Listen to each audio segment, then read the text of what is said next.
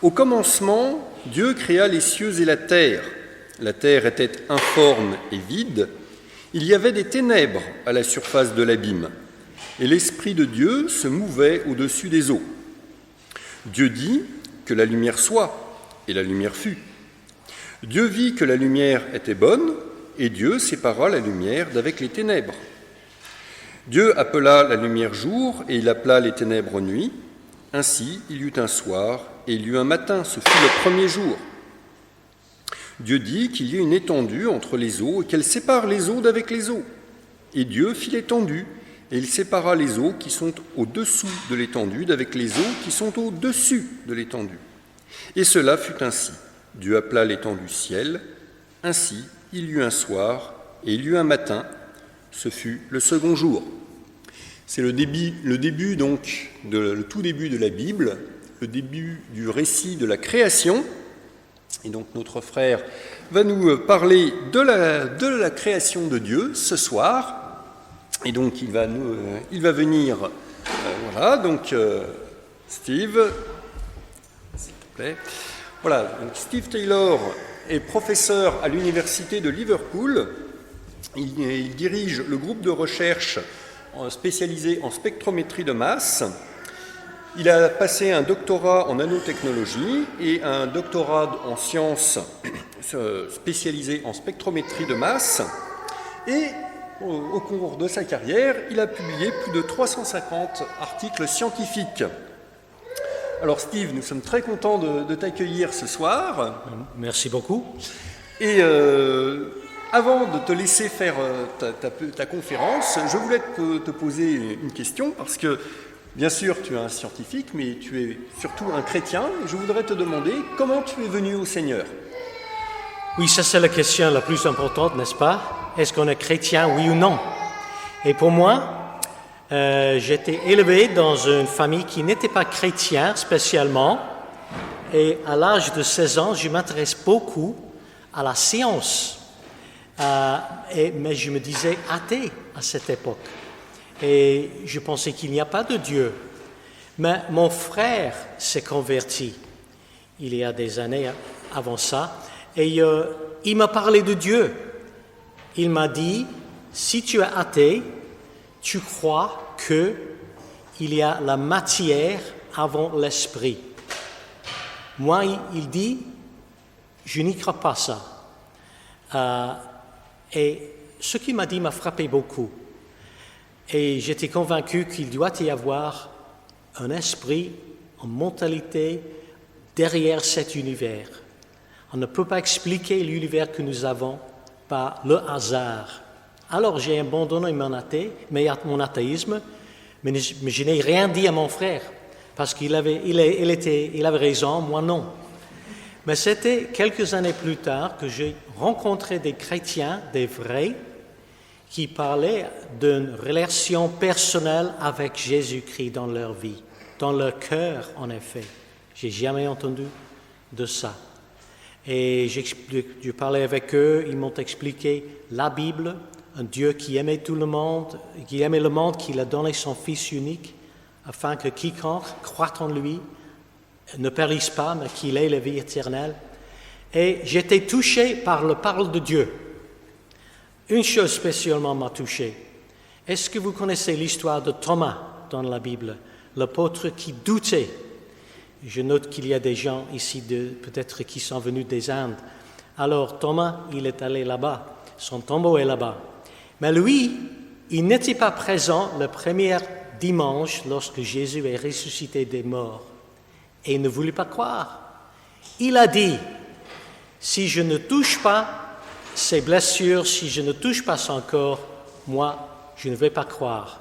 8 jours après, tous les disciples étaient dans la même salle. Les portes étaient fermées, mais Jésus, il est apparu au milieu d'eux. Il est venu exprès à Thomas. Il a dit, Thomas, touche-moi. Touche les blessures dans mes mains et les blessures dans mon côté. Et Thomas a touché.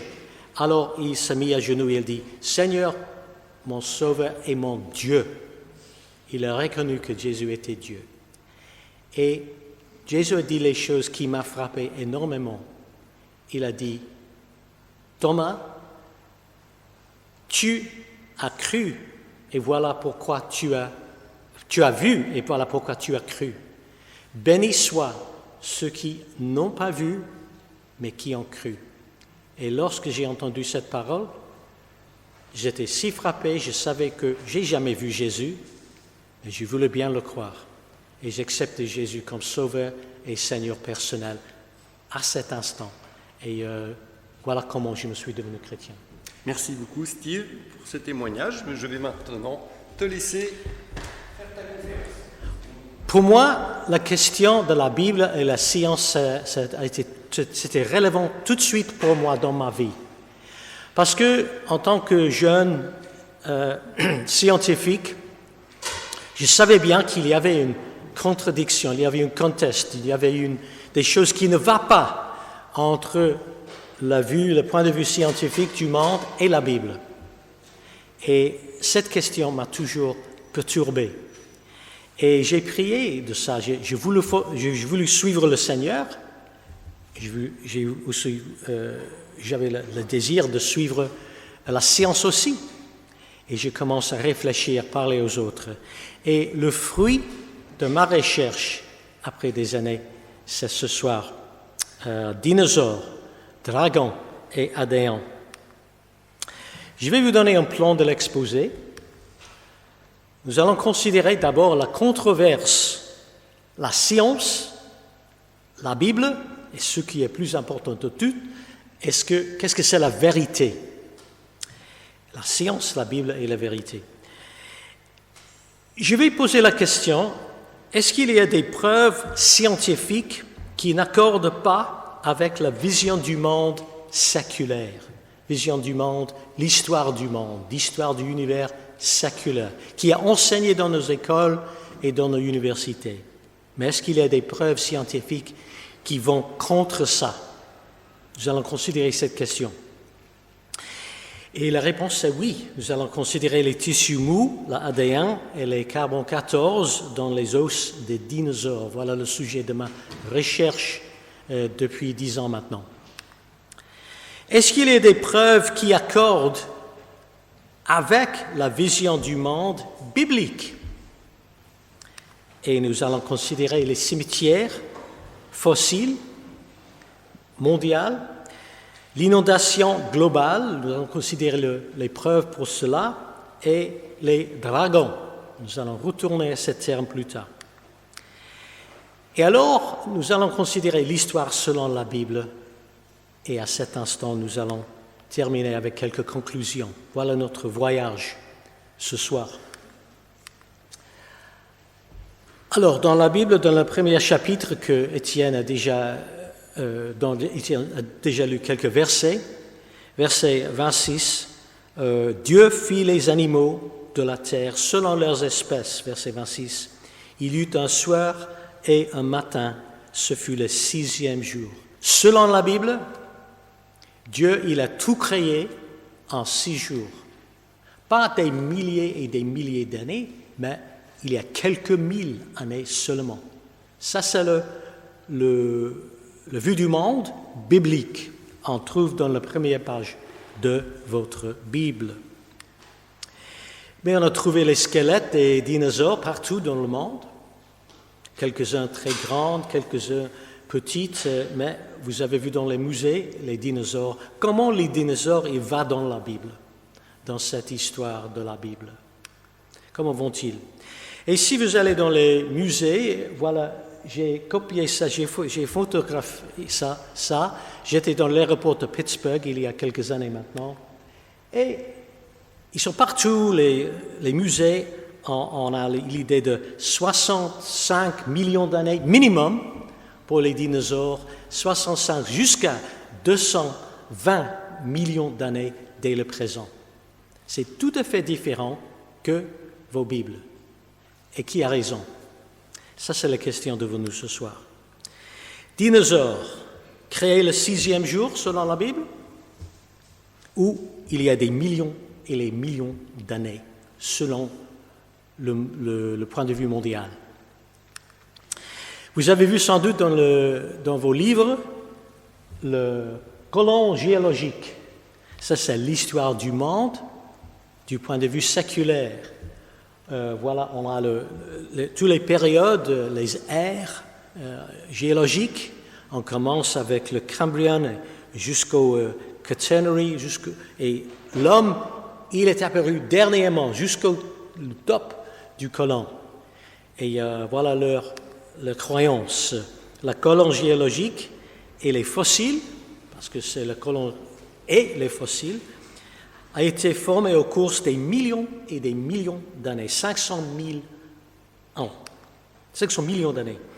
Ça exige une vieille terre, 4,6 milliards d'années en tout, si vous faites tous les âges.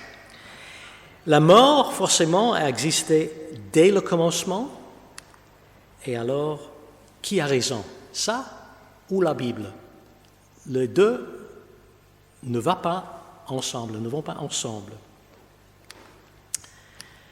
Et je suis convaincu que c'est une vision du monde qui n'est pas réelle, qui n'est pas vraie. Et ce que je vais présenter ce soir, c'est les preuves contre ce point de vue mondial.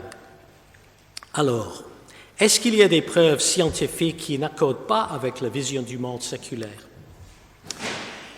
Alors, la première preuve que je veux considérer, c'est ça, la conservation des tissus mous et adhérents des dinosaures. Et alors, qu'est-ce que c'est le tissu mou dans les fossiles des dinosaures? Regarde l'image. Dans les fossiles des dinosaures, on trouve les vaisseaux sanguins et flexibles. Flexibles, voilà en photo. On trouve aussi les cellules sanguines dans les tissus, dans les os des dinosaures. Et on a même trouvé les protéines qui sont fragiles et l'ADN qui est très fragile, c'est une molécule très très fragile, contenue dans les os des dinosaures. Nous, c'est-à-dire notre laboratoire, nous en avons trouvé, mais il y a pas mal d'autres labos aussi, mondialement, qui ont trouvé la même chose. Et ces tissus mous ne sont pas compatibles avec une datation de milliers d'années. Pourquoi? Parce que le tissu mou périt en quelques années, quelques centaines d'années. 1000 années, c'est maximum, mais pas des millions et des millions d'années. Et voilà, il y a pas mal d'articles, voilà, il y a une référence ici. Et c'est tout un domaine maintenant dans la science d'étudier les choses. Alors, j'ai 3 vidéos ce soir.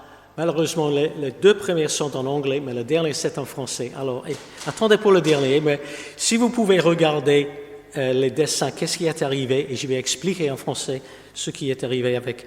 Voilà la chercheure la plus célèbre au monde, Mary Schweitzer, qui est américaine. C'est elle qui a découvert les globules de sang dans les os des dinosaures. What happened next happened by mistake.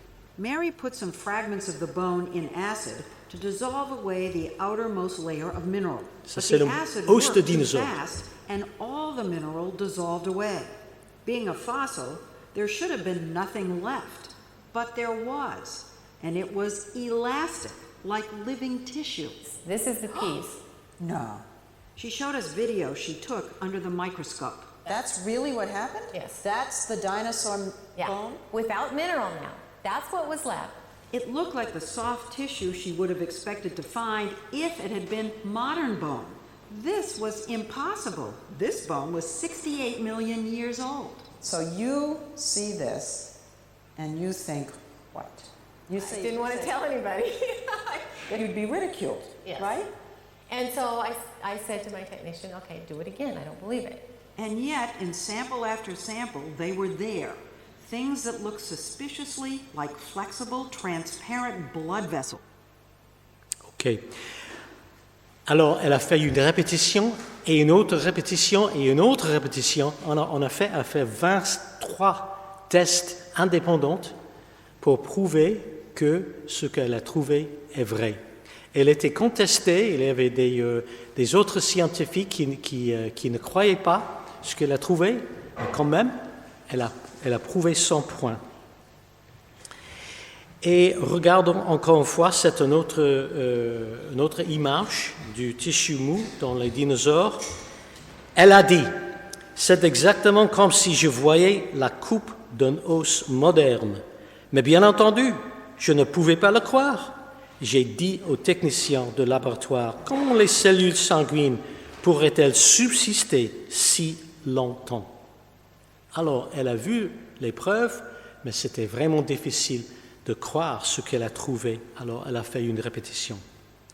Pour notre part, nous avons fait la même chose avec collagène. Voilà le groupe de recherche où je travaille à l'Université de Liverpool en spectrométrie de masse. Et nous avons aussi mesuré les tissus mous de collagène. Voilà un spectrum de masse de collagène. Et aussi, on a séquencé le collagène. Nous sommes le deuxième groupe qui a fait ça. Et les séquences que nous avons trouvées sont les mêmes que Mary Schweitzer a trouvées avec ses dinosaures. Tous les deux sont les mêmes.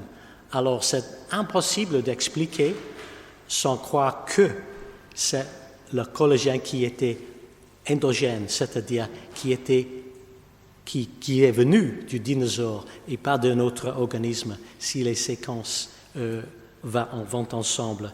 On a fait des photographes, on a fait des images des os, on peut voir les petits globules de collagène partout dans le fossile. Et ça, c'est publié cette année, janvier 25, et aussi j'étais interviewé dans le télé britannique, je vais vous montrer. Et eux, ce qui intéressait, ce n'est pas le collagène, ce n'est pas les molécules, c'était Jurassic Park qui les a intéressés. Vous allez voir la vidéo. And finally tonight, our researchers at the University of Liverpool have brought the world a big step closer to sequencing dinosaur DNA. And yes, it sounds just like a famous Hollywood movie, but as we all know, that didn't end well, did it? Well, here's our science correspondent, Martin Stew.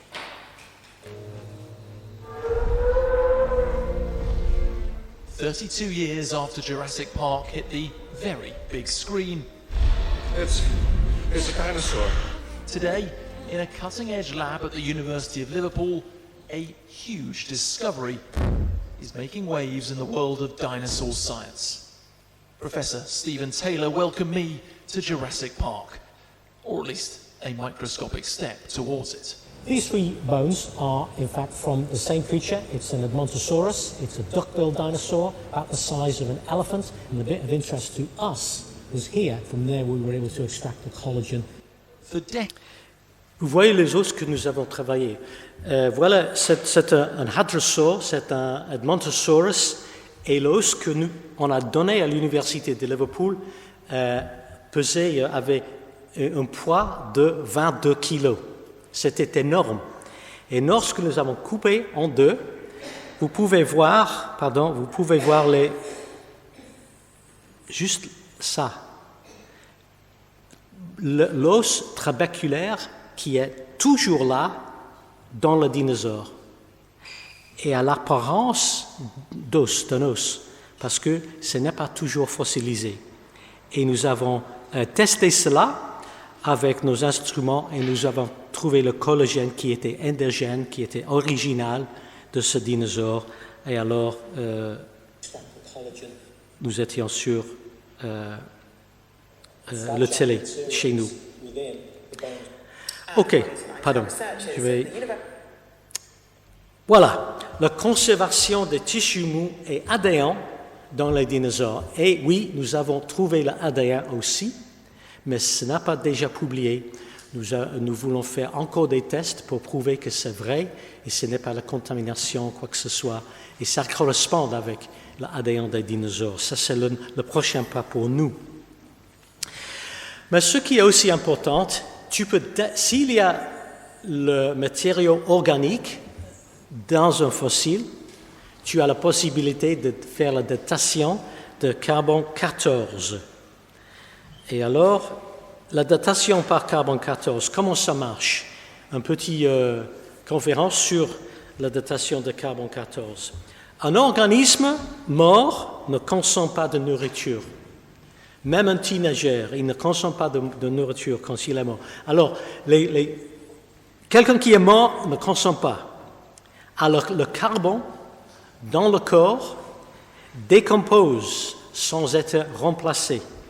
Vous avez certainement vu, comment cela se dit en français, ça? Oui, c'est ça. Alors, le carbone se décompose, carbone 14 change azote 14. Et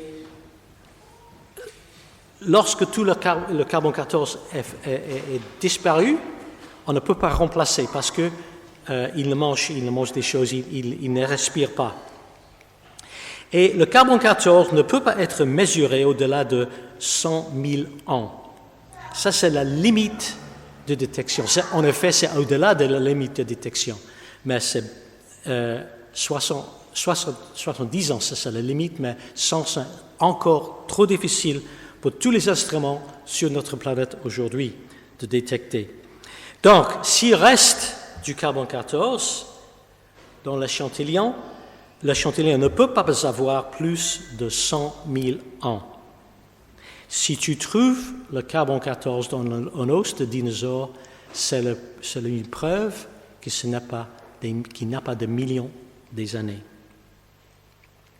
Si les dinosaures se sont éteints il y a 65 millions d'années, on ne trouverait plus de traces de carbone 14. Mais il y en a. Si vous voulez, vous pouvez tester, vous pouvez aller sur le lien d'abord et tu peux trouver tous les détails de cette expérience, les expériences des autres. Notre expérience, on a pris 6 échantillons médiévaux, âge glacial, Pléistocène et 3 dinosaures. Et en chaque cas, il y avait le carbone 14. Alors, l'âge médiéval, c'est 846, âge glacial, le âge, 10 170, et Pléistocène, 20 000, mais les dinosaures aussi, 36, 33 et 41 000. Âge selon la datation de carbone 14. Ce n'est pas les vrais âges, c'est les âges carbone 14, mais quand même, ça prouve qu'ils ne sont pas des millions et des millions d'années. Ça, c'est le maximum âge. Alors, si tu appliques des corrections, les âges vont tomber dans la gamme qui est attendue par la Bible. Okay? Ça, c'est une autre expérience que nous avons faite. Os médiéval, glacial et les os des dinosaures. Ce carbone 14 est présent, donc ils n'ont pas des millions d'années. Ça, c'est une autre preuve. Et ça, c'est publié dans la thèse de mon étudiant Brian Thomas, qui est dans l'université de Liverpool. Alors, est-ce qu'il y a des preuves qui accordent avec la vision du monde biblique? Voilà, il y a quelques données que j'ai présentées qui sont contre la vision du monde séculaire. Est-ce qu'il y a des données qui accordent avec votre Bible? Oui, il y en a. D'abord, les cimetières fossiles dans le monde entier, partout dans le monde, on trouve des grands cimetières pleins de fossiles en Chine, en Alaska, au Canada, en Afrique, en Europe, en Australie. On trouve, et ils sont vastes, plus d'un kilomètre carré, plein des os, toutes mélangées. C'était une catastrophe énorme et ils sont partout dans le monde. Et on trouve les fossiles comme celle-ci. Voilà un ichthyosaure, voilà maman et voilà bébé. Elle est en train de sortir. Elle n'est pas complètement émergée de sa mère. le bébé ichthyosaure. Et la mort était soudain et l'enfouissement rapide. Ça nous parle d'une catastrophe. Pourquoi? Parce que ce n'est pas une petite créature, c'est une grande. Et sur le moment que le bébé sort de sa maman, tué et enseveli tout de suite. Ça, c'est un fossile. On ne peut pas fixer ça, c'est évident. Tu peux voir le fossile, c'est en Allemagne. C'est très célèbre. Et aussi, nous avons trouvé des fossiles même sur les montagnes les plus hauts du monde. Voilà les fossiles marins qui sont trouvés sur mont Everest, 8520 mètres de hauteur. C'est publié dans une publication ici, qui est séculaire, et voilà un fossile ammonite qui a été trouvé sur Everest. Et on trouve les grands cimetières d'os trouvés au Canada, en Chine, Europe et USA. Ils indiquent la mort catastrophique et brutale aux rochers sédimentaires. Cet rocher, cette montagne était une fois dans sa vie submergée complètement de l'eau. Pourquoi? Parce que c'est un fossile marin. C'est ça, une inondation énorme. Voilà le fossile qui était un fossile d'une méduse. Les méduses sont très fragiles. Si une méduse meurt dans la mer, quelques heures, ils sont disparus. Pour préserver une méduse pour des années, il faut quelque chose de très violent et un enfouissement rapide, catastrophique, une inondation de boue énorme pour préserver la méduse. Formée à suite d'une mort soudaine et un ensevelissement rapide, une catastrophe, trouvée dans les couches sédimentaires. Qu'est-ce que c'est une couche sédimentaire de rocher? C'est déposé par l'eau. C'est la définition d'une couche sédimentaire. Et on trouve les couches sédimentaires le monde entier. Et 95% des fossiles sont d'origine marine et presque 5% les algues, les plantes et une très petite proportion des autres vertébrés sont inclus dans le reste qui reste et les dinosaures inclus dans ce nombre. Et le fossile, comment se forme-t-il? La meilleure explication aux conclusions tirées de l'observation des fossiles est une inondation à l'échelle planétaire qui a détruit les continents et les habitants. Et nous avons un témoignage oculaire de ça dans vos Bibles, Genèse chapitre 6, 7, 8. L'inondation de Noé. La Bible nous dit que c'était mondial. Ça a duré 1 an. Ce n'est pas quelque chose de petit ou local. A tué toute la planète. Et voilà, les os des dinosaures et les autres animaux étaient préservés dans les rochers qu'on peut trouver partout. Et il existe aussi des centaines d'histoires du déluge dans les civilisations du monde entier.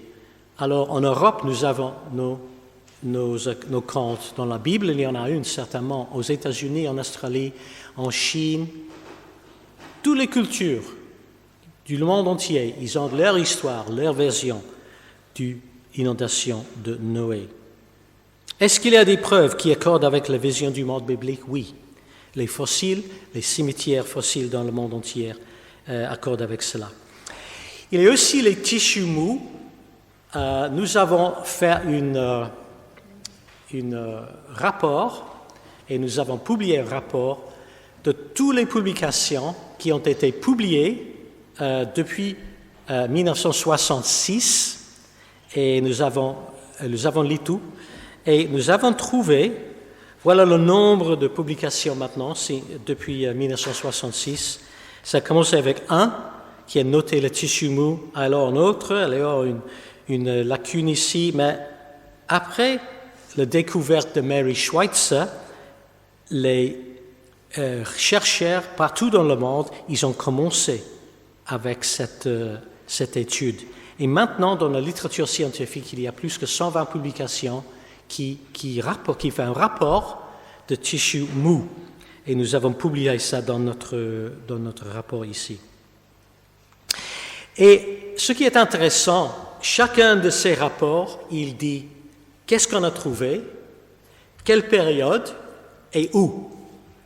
Et si tu mets dans une carte où a trouvé les tissus mous, tu peux regarder chaque continent du monde, Afrique, et on a découvert en Australie aussi, Chine, Europe, la Russie, les mammouths.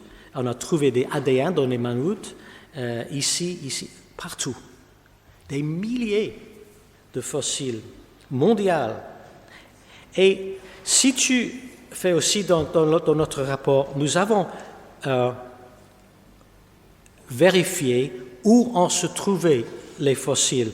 On a 5 ou 6 rapports qui ont trouvé dans cette ère. On a 14 dans cette ère. On a une ici, on a 2 ici. On a même le tissu mou dans la Cambrian period qui selon les sécularistes, ils pensent que c'était il y a 5 millions d'années, 500 millions d'années. Et les données indiquent biochimie originale en toute la colonne géologique, partout géographiquement, partout historiquement. Ça ne va pas du tout avec le point de vue mondial. Mais ça accorde parfaitement avec un an, pas 500 millions d'années, un an de inondation globale. Voilà pourquoi on trouve le tissu mou partout géographiquement et historiquement. Maintenant, en vidéo en français. Bienvenue à 1 minute pour la création, je suis Eric Ovint. Y a-t-il réellement eu un déluge planétaire il y a 4400 ans ? Les sceptiques prétendent que tout cela n'est qu'un mythe. Toutefois, il y a un nombre accablant de preuves qui indiquent que le déluge s'est vraiment produit. Plus de 270 cultures à travers le monde ont une légende d'un déluge. Les géologues ont trouvé des formes caractéristiques de grandes érosions tout autour de la Terre. Des veines de charbon traversent le globe de part en part, certaines faisant plusieurs centaines de mètres d'épaisseur. Au sommet du mont Everest, on trouve même des fossiles de palourdes. Quand une palourde meurt, elle se relâche et s'ouvre. Celles-là sont refermées et à plus de 700 km de la plage. Et à 9 km au-dessus du niveau de la mer. Y a-t-il donc eu un déluge global ? À l'évidence, oui. Pourquoi ne viendriez-vous pas nous faire savoir ce que vous pensez à creationminute.com ? OK. Est-ce qu'il y a d'autres preuves qui accordent avec la vision du monde biblique ? Maintenant, oui, il y a d'autres cimetières fossilisés dans tout le monde entier, tissus mous, partout géographiquement et partout historiquement, mais aussi il y a des représentations et connaissances de dinosaures dans l'Antiquité. Voilà un temple. Tu peux visiter le temple. Il se trouve à Taprom, en Cambodge, et voilà un pilier dans le temple. Et voilà, dans le pilier, tu peux trouver les gravures des animaux que le sculpteur il a gravés lorsque le temple a été construit. Et dans le pilier du temple, tu peux voir cela. Alors, pour les enfants parmi nous, c'est quoi ? Est-ce que ça? Oui, tu sais? Oui, c'est ça, stégosaure. Alors, les dinosaures dans le temple cambodgien datant de 1186 ans après Jésus-Christ, à Taprom, une preuve que les dinosaures et les hommes ont coexisté. Comment le sculpteur, il a su cela, il a fait ça avec un singe ici, un hippopotame ici, et voilà un dinosaure. Et comment il a sculpté ça si les dinosaures étaient morts il y a 65 millions d'années qu'il a existé? Impossible. Mais s'il y avait les dinosaures qui étaient dans le jungle à côté de lui, c'est facile à expliquer. Il y a plusieurs récits de dragons dans l'histoire. Je vais rencontrer deux. Un jour, alors que Régulus, un consul romain, luttait contre Carthage, en Afrique du Nord, un dragon apparut soudainement et se dressa derrière l'armée romaine. Sur l'ordre de Régulus, les Romains le tuèrent, le dépecèrent et envoyèrent le peau au Sénat romain. Lorsqu'on la mesura sur l'ordre du Sénat, on découvrit avec surprise que sa longueur était de 120 pieds et que l'épaisseur correspondait à la taille. Ça, c'est un récit dans le livre écrit par Dio Cassius, qui était un historien romain, 3e siècle avant Jésus-Christ, et c'est publié dans ce livre ici, les œuvres de ce Jean Damascène. Il était un moine, il écrit le 6e siècle après Jésus-Christ pour convaincre les gens de cette période d'existence des dragons. Un autre récit historique, cette fois par Pline l'Ancien, un historien romain qui a vécu à peu près la même taille que Jésus, 23 jusqu'à 79. L'Inde, qui produit le plus grand éléphant, ainsi que le dragon, qui est perpétuellement en guerre avec l'éléphant et qui est lui-même d'une taille si énorme qu'il peut facilement envelopper les éléphants de ses plis. Alexandre le Grand, il a aussi donné un récit témoin oculaire des dragons aux Indes lorsqu'il est venu. Mais tu dis, mais le dragon, ce n'est pas le même qu'un dinosaure. Mais le mot dinosaure n'a pas existé avant le XVIIIe siècle. En effet, c'était anglais Richard Owen qui a inventé le terme dinosaure, qui ça veut dire un lézard terrible. Autrefois, si tu remplaces dinosaure par dragon, alors ça explique tout. Ici, Saint-Georges, en parlant de Generalitat, Saint-Georges ou Saint-Jordi Tapestry, Plaza Saint-Jaume, Gothic District, Barcelona, Catalogne, en Espagne. Et on a pas mal de trucs comme ça partout en Europe. Et regarde le dragon. C'est le même que nous fait des représentations des dinosaures dans nos livres et dans nos programmes en TV. Alors, c'est bien possible que les dinosaures et les dragons sont la même chose. Alors, je vais terminer avec quelques questions. Quelques conclusions, pardon. Et alors, après ça, il y a des questions. Les tissus mous, ADN et carbone 14 dans les os de dinosaures, cela n'accorde pas avec la vision du monde séculaire des milliers et des milliers d'années. Ça ne marche pas ensemble. Pourquoi? Parce que le tissu mou périt tout de suite, pas tout de suite, mais après la mort, ça commence à périr et persister pour 60 ou même 500 millions d'années. C'est impossible d'expliquer ça. C'est une donnée scientifique qui ne va pas avec ce point de vue mondial d'un âge de des millions d'années. Les cimetières fossiles, les preuves d'une inondation globale et les dragons en histoire, cela accorde très très bien avec la Bible et l'échelle chronologique qui est donnée dans vos Bibles. La Bible, dans l'Ancien Testament et aussi dans le Nouveau Testament, parle d'une inondation globale. Pourquoi il y avait une inondation globale? C'était un jugement de Dieu pour le péché de l'homme. Voilà pourquoi il y a une inondation globale.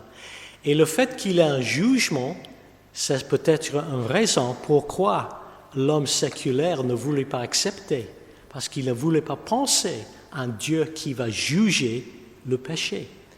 Mais la Bible nous dit que Dieu, il est juste, il est saint, il va punir le péché. Il l'a fait en histoire. Il l'a fait dans le déluge. Alors, c'est un jugement de Dieu pour le péché de l'homme. Et la Bible nous parle aussi d'un jugement qui va venir dans le futur, à la deuxième venue de Jésus-Christ. Il y a un jugement, mais cette fois, c'est un jugement qui est éternel. Pour toujours, on va au ciel si on est sauvé, ou on va à l'enfer si on n'est pas sauvé. Nous serons jugés pour nos péchés. Et la Bible nous parle d'un jugement qui va venir. Jésus a dit, le Seigneur Jésus-Christ a dit, ce qui arriva au jour de Noé arrivera, le déluge vint et les fit tous périr. Jésus a dit, il y avait un jugement dans le passé, au jour de Noé, il y avait un jugement dans le futur. Et lui, il a prêché que les hommes et les femmes doivent se repentir. Ils doivent abandonner le péché, tourner vers Dieu, demander le pardon pour être sauvés. Et pour être sauvé, qu'est-ce qu'il faut faire? L'apôtre Paul a dit, croire. Il faut croire. Faire des bonnes œuvres? Non. Aller à Mecque ou à Rome ou Canterbury ou à Lourdes? Non. Crois au Seigneur Jésus-Christ et tu seras sauvé. Dans les jours de Noé, il y avait un jugement mondial, mais tout ce qui était dans l'arche de Noé était sauvé, les animaux et les hommes et les femmes. Et dans le jugement à venir, nous n'avons pas une arche, mais nous avons une personne. Il s'appelle Jésus.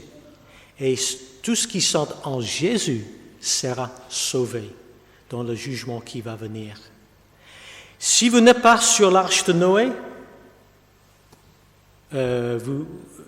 vous êtes jugé et vous êtes mort. Si vous n'êtes pas en Jésus-Christ, vous serez jugé et vous allez à l'enfer éternellement. Croire au Seigneur Jésus-Christ et tu seras sauvé. Le Dieu qui a envoyé le jugement, il a aussi envoyé son Fils. Il a tant aimé le monde qu'il a donné son Fils unique, afin que quiconque croit en lui ne périsse pas, mais qu'il ait la vie éternelle. L'arche de Noé, le croix de Jésus. En Christ, on est sauvé. Dans l'arche, on était sauvé. Ça, c'est le message de l'inondation et le message de la Bible. Alors, j'ai fini la présentation ici, mais on a des questions si on veut poser des questions concernant les choses que j'ai dites.